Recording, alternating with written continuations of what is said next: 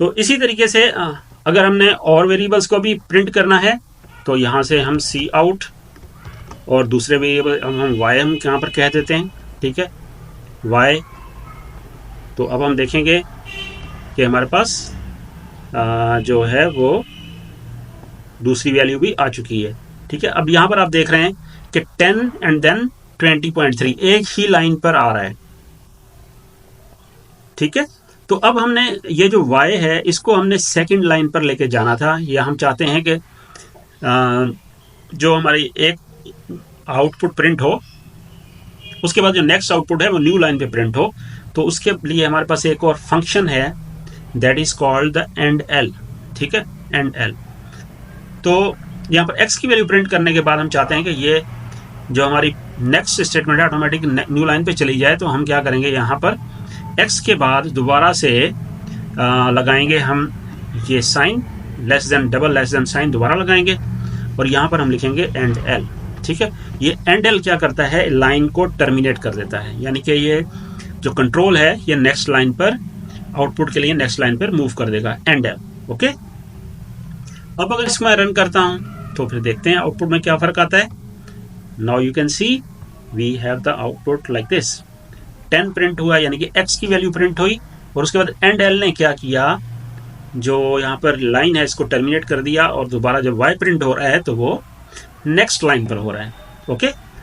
अब अगर मुझे यहाँ पर फिर दोबारा मुझे नेक्स्ट लाइन पे मूव करना है तो मैं कह देता हूँ एंड एल यहाँ पर दोबारा लगा दूंगा मैं इस तरीके से, एंड देन अब मुझे प्रिंट करना है z, तो मैं यहाँ पर कह देता हूँ जी सी आउट और z, ओके।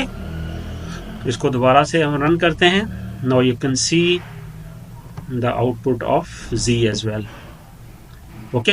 अब इसी तरीके से हम रिमेनिंग जो है उनको भी लगा लेते हैं, हम यहाँ पर एंड एल लगा देते हैं, देन मैं बाकी जो रिमेनिंग है उनको भी मैं यहाँ पर प्रिंट कर लेता हूँ। मैं यहाँ पर कहता हूँ सी हमारा जो कैरेक्टर है, एंड एल लगा देते हैं और देन हम इसको कहते हैं सी आउट बी, ओके। और उसके बाद यहाँ पर एंड एल लगा देते हैं, बल्कि नहीं भी लगाएंगे तो कोई इससे फर्क नहीं पड़ने वाला क्योंकि ये लास्ट लाइन है, ओके। अब हम इसको रन करते हैं और देखते हैं आउटपुट हमें क्या मिल रही है। Now we have the output like this, okay. 10, 20.3, 100.8 D वो करेक्टर आ रहा है और ट्रू के अगेंस्ट अब आप यहाँ पर देखिए हमें क्या मिल रहा है, 1, ठीक है।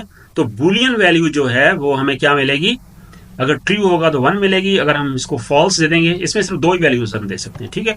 अगर मैं यहाँ पर कर दूं फॉल्स तो अब मुझे 0 मिलेगा, जो लास्ट वैल्यू हमें प्रिंट हो रही है बुलियन की वो हमें क्या मिलेगी, 0, okay. Now you can see we have the boolean value that is 0 against the false, okay.